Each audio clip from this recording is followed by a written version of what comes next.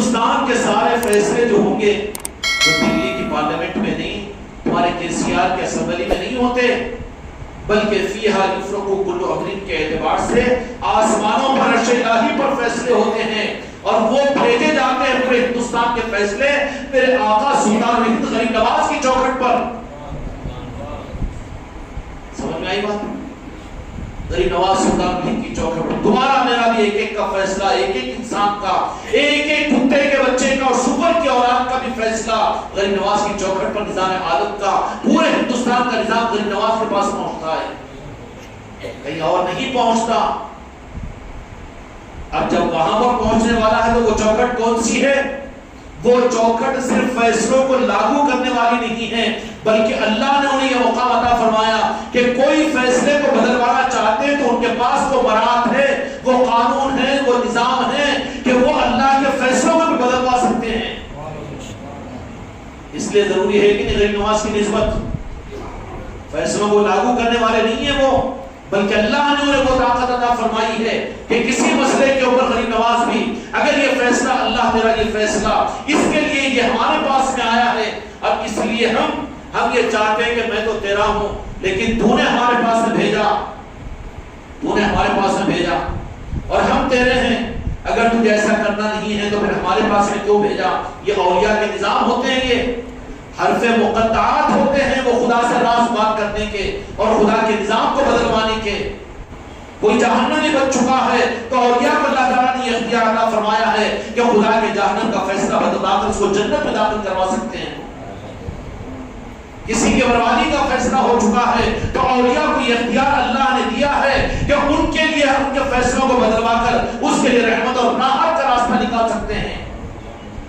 یہ ہوتے ہیں اولیاء، اور خوش قسمتی سے اس خانقاہ کو خواجہ خواجگان سلطان الہند کی غریب نواز کی چوکھٹ اس کو بنایا ہے، اس خانقاہ کو، تو ہم کتنے خوش نصیب ہیں، ہم کتنے خوش نصیب ہیں کہ وہ چوکھٹ سے نسبت ہے جہاں فیصلے آتے ہیں، نافذ کرنے والے وہی ہوتے ہیں۔ لیکن ذرا امید کی نظروں کے سامنے سرکار آپ کو تو اللہ نے یہ اختیار عطا فرمایا ہے، یہ فیصلے کے بجائے آپ یہ اگر فیصلہ کروا دو، یا غریب نواز کہنا پھر شرک ہوگا کہ اللہ نے دیا تو ان کو بولنا چاہیے، اللہ نے دیا تو بول دیتے ان کو، روح کو نکالتے ہیں،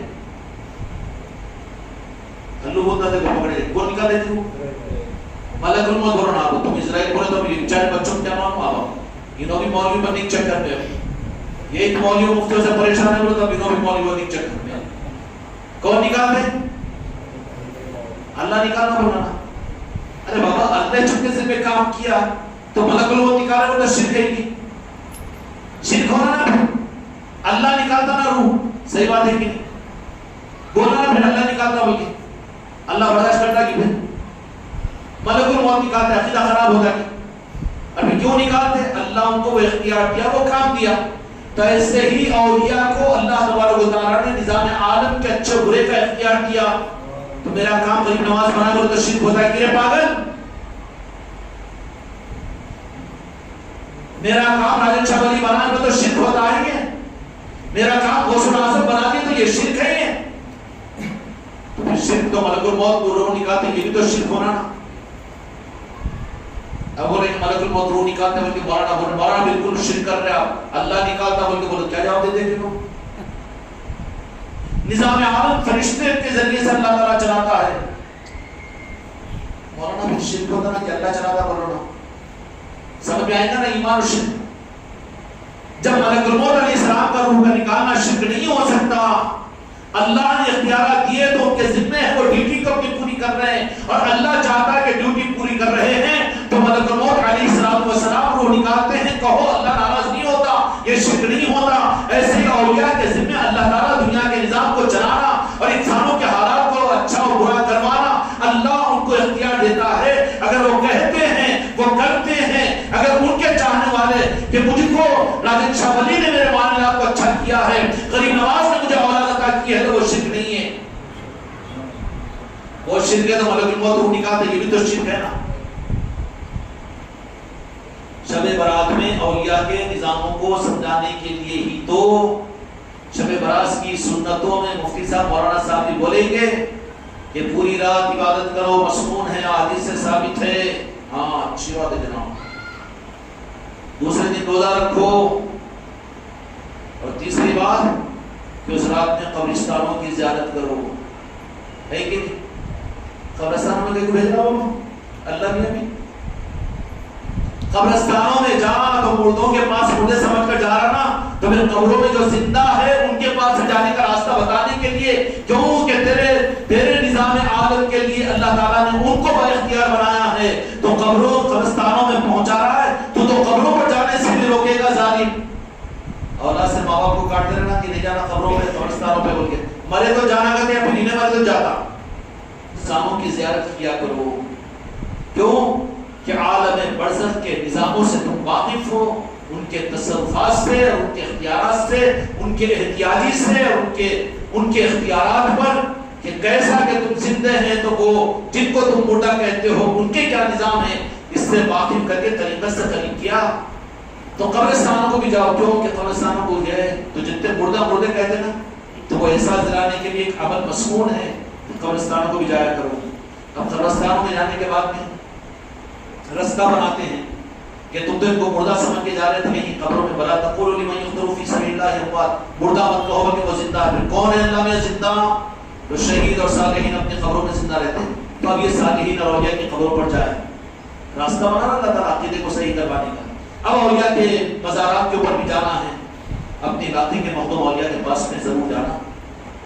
تو مسنون عمل ہے کہ قبرستانوں کو بھی جایا کرو, قبرستانوں کو بھی جایا کرو. اب ان تفصیلات میں تو نہیں جانا, یہ روح بتا دیا گیا کہ قبرستانوں کے مردوں کو مردے مت کہو, بلکہ تمہاری ضرورتوں کے بننے کا کوئی روح جن کو تم مرحوم سمجھ رہے ہو ان کے پاس میں ہم بھی کچھ رکھتے ہیں. سمجھ گئے نا؟ اس لیے شب برات کے اندر میں قبرستان کو جانے کا حکم ہے, تو اپنے علاقے کے اولیاء کی بارگاہوں میں بھی جاؤ. سلطان ہند کے پاس میں پورے ہندوستان کے اچھے اور برے کے فیصلے اللہ تبارک و تعالیٰ کرے گا, اپنے محبوب کی بارگاہ میں بھیجے گا. کہیں کے لیے محبوب کس کے لیے بنایا؟ پوری کائنات کے لیے نا. کائنات کس کے لیے بنایا؟ اپنے محبوب کے لیے. وہاں پر میرے آقا پھر اس پر خوش آمدگی کا اظہار فرما کر اب ہر علاقے کے اولیاء جو مخدوم ہوتے ہیں ان کے پاس ان فیصلوں کو بھیج دیا جائے گا. ہندوستان کے پورے فیصلے رب کے پاس عرش الہی پر جو ہوتے ہیں, اِنَّا أَنزَلْنَاهُ فِي لَيْلَةٍ مُبَارَكَةٍ إِنَّا كُنَّا مُنزِلِينَ فِيهَا يُفْرَقُ كُلُّ أَمْرٍ حَكِيمٍ. یہ سارے فیصلے میرے مصطفیٰ کی چوکھٹ پر سے ہٹا کر اب ہر ملک کے اوپر ڈسٹریبیوٹ کی جاتے ہیں. ہندوستان کے سارے واسطیوں کے سارے فیصلے, ان کی عزت اور ان کی ذلت, ان کی اچھائی, ان کی برائی, یہ فیصلے پہلے غریب نواز کی چوکھٹ پر پہنچتے ہیں. اب غریب نواز بھی وہاں پر اب آگے کے فیصلے ہونے ہیں تو راجہ شاہ ولی کے پاس ہم دے دیں گے. تو پھر وہ اپنے نظام سے, نظام عالم فرشتوں کے لشکر پھر ان اولیاء اکرام کے تابع ہوتے ہیں. نحن اولیاؤکم فی الحیات الدنیا وفی الاخرہ ولکم فیہا ما تشتہی انفسکم تتنزل علیہم الملائکۃ الا تخافوا. فرشتے نازل ہوتے رہتے ہیں اولیاء اکرام کے آستانوں پر.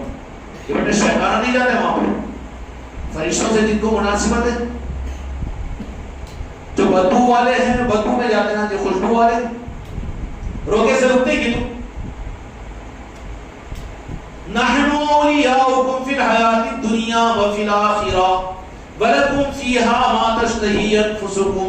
فرشتے نازل ہوتے رہتے ہیں ان اولیاء کی زندگی میں بھی, ان کے زندگی کے پردہ ہونے کے بعد بھی. کیوں کہ خاتم بن کر کے بتاؤ ہمارے لیے کام کیا ہے. ان فرشتوں کو بھی کیا دیتے ہیں کہ ان کو یہ کام کیجئے, ان کا وہ کام کیجئے. اب انہیں فرشتوں کے بجائے, جنات اور موکلوں کے بجائے اگر راجہ شاہ ولی کی چوکھٹ پکڑ لیا, سرکار اچھا یہ ہمارا ہے نا, تو پھر اس کے لیے جو اچھا ہوگا وہی فیصلہ کریں گے نا. اب تمہارے لیے میرا اچھا 10 سال 20 سال کے بعد کی اچھائی کیا ہے, 10 سال بھی تو ان کا جب بن گیا تو ان کی نظر تو تیری نسلوں پر ہے, 10-20 سال کے بعد کی زندگی پر ہے. اب تو مانگ رہا اولاد, اور وہ اولاد اگر مل جائے تو جانے کے بعد وہ تیرا باپ بننے والا ہے, تیری نڈلی پچھڑنے والا ہے, تو اولاد دے رہا ہے. نافرمان پوٹا ہوگا تو ہوتا نہیں, پیدا ہونے کی وجہ نہیں ہوتا تو اچھا تھا. ان کا اگر بنا اولیاء کا، غوث و خواجہ کا، تو وہ تیری حکمت پر نظر رکھیں گے. ایسی اولاد اگر تجھے مل کر آگے یہ ہونے والی ہے تیری تقدیر میں، تو پھر تجھے صبر کا موقع دیں گے، تجھ کو اولاد سے محروم رکھیں گے. ارے گئے تو اولاد بھی نہیں ہو رہی نا جی وہاں پر، نہیں راضی رہے ان کے فیصلے پر. سمجھ آئی؟ تو پوٹا پیدا نہیں ہوتا تو اچھا تھا نا، بولتے کہ نہیں بولتے؟ اور جب وہ ہاں زندہ رہنے میں مرے گا تو اچھا ہوتا تھا، بولتے کہ نہیں بولتے؟ وہ اولیاء کے پاس بھی یہ حکمتیں ہوتی ہے کہ وہ تیرے آگے کی فیوچر کی زندگی، کہ تیرے لیے قبر میں نقصان نہ بنے، میدان محشر میں تیرے لیے ذلت اور رسوائی کی چیز نہ بنے، اس پر نظر رکھ کر تجھے تیرے لیے جو ضروری چیز ہے، جو ہمارے لیے بہتر سمجھتے ہیں سرکار کیجئے، تو جو تیرے لیے بہتر ہوگا وہ کریں گے، اور وہ ایسا کریں گے کہ ان کے فیصلے پر یہ راضی رہے گا، ناک منہ نہیں چھڑائے گا. میں جو بولا سو نہیں ہوا نہیں ہوا نہیں ہوا اونٹے گا نہیں. وہ سرکار آپ کے حوالے ہونا میرا کام ہے. سرکار یہ تو یہاں تو پیر سے مرید بغاٹ میں سمجھ سے کہ کامش نہیں ہو رہا، کامش نہیں ہو رہا، کامش نہیں ہو رہا، یہیں چناب کو چھڑانا رکھتا، یہیں چنکتا ہے، تو وہاں پر قبول کی جائے گی. وہاں پر تو وہ اپنے آپ کو جو ان کے حوالے کر دے، اپنی اچھائی برے کے لیے سرکار آپ کے حوالے ہوئے، یا غریب نواز میں تمہارے حوالے ہونا کام تھا، ہو گیا. اب تم جانے کہ وہ دستگیری کریں گے دنیا میں، تیرے لیے جو بہتر ہوگا، قبر میں تیرے لیے جو بہتر ہوگا. ہماری بیٹیاں بھی سنتی ہوں گی نا یہ باتوں کو، نہیں تو من نہ تھا، برا تھا، وہ چادر چڑھاتی ہوں، پھول چڑھاتی ہوں، وہ خواب میں نظر آ گئے، میں وہ کھانا کھلاتی ہوں. یہ مقصد کے کھانے کھلا رہی پاگل، کھلا دے اپنے خاندان والوں کو، سسرال والوں کو، خوش ہوں گے. ان پر تو ان کے محبت کے نظام ہونے چاہیے، ان کے یاد کی محفلیں ہونی چاہیے، ان کے تذکروں سے اپنی اولادوں کی تربیت ہونی چاہیے، اس سے وہ خوش اور راضی ہوتے ہیں. تو اس طرح کے نظام ہوتے ہیں. اس لیے ہماری اور آپ کی پوری امت کی عافیت اس بات کے اندر میں ہے کہ امت کو اور انسانیت کو اولیاء کی چوکھٹوں سے جوڑو. خانقاہ محمدی اجمیری اور نصرتی کا یہ پیغام پوری انسانیت کے لیے ایسا ہی نہیں ہے، دین و دنیا اور عقبات کی بھلائی کے لیے ایک نظام ہے خانقاہ محمدی کا، ہے کہ نہیں؟ ان کی چوکھٹوں سے جوڑو تو وہ تمہاری حکمتوں پر نظر کریں گے، تمہارے لیے بہتر، تمہاری نسلوں کے لیے بہتر معاملہ کریں گے. ابھی نے تو لڑکی کا ٹیبل میں جیسا میں بولا تو وہ آن لائن کام ہوئی جانا، آن لائن کام ہوئی جانا. وہ جا کر کسی نہیں اٹھانے والے کے پاس انہیں لیتا دیر سے 1-2 لاکھ روپئے اور دیتا دھوکا. ہاں وہاں پر گھٹا نکلتے بیٹھتا اور اوپر بی پی بڑھ جاتا، شوگر بڑھ جاتا، پھر رات کی نیند حرام. ارے وہ کام کرتے بول کے 90 پیسے مل گئی نا جی، یہ بھی مولانا، یہ بھی پیر صاحب. ہاں ویسے ملتے نا پھرتے. اس لیے اپنی نسلوں کی حفاظت کے لیے اپنے علاقے کے اولیاء کی چوکھٹوں سے انسانیت کو جوڑو. کہاں جوڑو؟ انسانیت کو جوڑو. نہیں ہمارے پاس تو کوئی اولیاء مشہور نہیں ہے، نہ مشہور نہیں ہے، تو غوث پاک کا چلا تو ہوگا، ان کا نام تو ہے وہاں پر، وہیں پر ان سے جوڑ دو. کچھ بھی نہیں، چلا بھی نہیں ہے. اب ہم جا کے سعودی عرب کے اندر میں کہاں چلا ڈھونڈیں گے غوث پاک کا؟ بولے تو بیٹا رومال والا تو نکل جاؤ. بولتا ہوں ہے کتنا پریشان کرتا ہے مدینے پاک میں. پاگل ہے وہ، آدھا پاگل ہے، اس کو موقع دے رہے نہیں. میرا عقیدہ میرے ساتھ میں تو کرنا پڑا کے پڑھانا نا اس کو، ہم کو کرنا کیا پڑا رہا؟ ہم مدینے والوں کا کرنا پڑنے کے لیے ہندوستان سے یہاں رہ کے تو کھیر بگا رہا کہ بیوقوف الٹا سبق سکھا رہا نہیں. تو ہوتا کیا ہے کہ وہاں پر عقیدوں کو پاک کرنے کے لیے اپنے علاقے کے، اب وہاں پر کن کو یاد کریں گے ہم؟ تو پھر اللہ تبارک و تعالیٰ نے وہ بھی انتظام فرما دیا غوث الاعظم نے کہ تم مشرق میں رہ کر اگر مجھے یاد کرو تو اللہ نے مجھے وہ تصرف عطا کیا کہ میں مغرب میں تمہارے پاس پہنچ جاؤں گا. اور یہ کوئی تصرف ملتا ہے، مردوں کا نظام تھوڑی ہے، یہ تو زندوں کا نظام ہے. تمہارے پورے عادل آباد کے اندر میں کہیں بھی ایک مزار نہیں سمجھو ایز ایگزامپل. سعودی عرب کی مثال دے دیا کہ وہاں کا مزار ڈھونڈیں گے، وہاں کا میرے آقا دو جہاں کے مالک محمد رسول اللہ صلی اللہ علیہ وسلم کی جلوہ افروزی، ساری مزارات کو خیرات ان کے در سے ملی ہے، مدینے کے ایک ذرے سے. وہاں پر گستاخی ہوگی بولنے کی، لیکن مکے میں ڈھونڈیں گے غوث پاک کے مزار کو، چلے کو کہاں ملے گا؟ وہاں پر وہاں تو اللہ کا گھر ہے، کہ اللہ کس کو آنے دیتا نصیب کس واسطے کس کو نہیں رکھا ہوں. اس لیے ہمارے تو مرنے کی دعا بھی کہا مدینے میں کر دے گی. کوئی تو بھی ایک تو بھی مولانا سے سنے گی کہ مجھے جنت مولا کے اندر میں مکے میں موت عطا فرما. بن کے ڈر لگتا ہے وہاں پر، اللہ نہیں آیا وہاں پہ. پھر خواہش کہاں کرتے؟ مدینے کی کرتے نا جی، کیونکہ یہ وہاں کی ممتا ہے. تو اللہ تبارک و تعالیٰ کا نظام ہے، اللہ تبارک و تعالیٰ کا نظام ہے کہ اس طریقے سے اولیاء اکرام کے نظام کو دنیا میں غوث الاعظم نے فرما دیا کہ جہاں تم یاد کرو اللہ نے کو تصرف عطا کیا ہے کہ وہیں پر پہلے ان کو تم پالیں گے، خدا نے یہ اختیارات تم کو عطا کیے۔ وہ کیسے آتے جو اولیاء؟ ہاں تم نے کیوں شک کر رہا تھا؟ شیطان مولا اس لیے شک کر رہا، تو آدمی لڑ لے تو شیطان آ گیا، شیطان آ گیا، تو شیطان دکھ رہا کدھر کو؟ نہیں دکھ کے آ گیا اولیاء ماننا، شیطان کو ماننا، اولیاء کو نہیں مانتا تو کون سا پہاڑا پڑا کے اندر کو؟ ایمان صحیح لا، شیطان آ سکتا کہ نہیں جی؟ کہاں کا؟ مسجدوں کے سفر مسجد رہو کیوں شیطان بھی چھڑا، شیطان مسجد میں بھی آتا نا، تو اولیاء نہیں آ سکتے؟ دشمن کو اللہ اختیار دیا، دوستوں کو نہیں ہے اختیار؟ سارے الٹے پاڑے سمجھ میں آ رہے کہ نہیں آ رہے؟ اچھا ہاں 40-50 سال سے کوئی پڑھا نہیں سمجھا، اندر بیٹھے رہے پورا گندرا پر نہیں۔ شیطان جب آ سکتا ہے تو دشمن بولتے ہیں جس کو اللہ کا، تو پھر دوستوں کو اختیارات نہیں ہے، اولیاء نہیں آ سکتے؟